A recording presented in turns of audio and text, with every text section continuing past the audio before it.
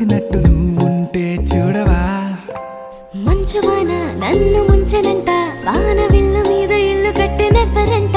ఈ లోకమంతా నిన్ను చూసినంట ఏ దిష్టి నిన్ను తాకకుండా ఇంటిలోనే దాచుకుంటా రంగు రంగు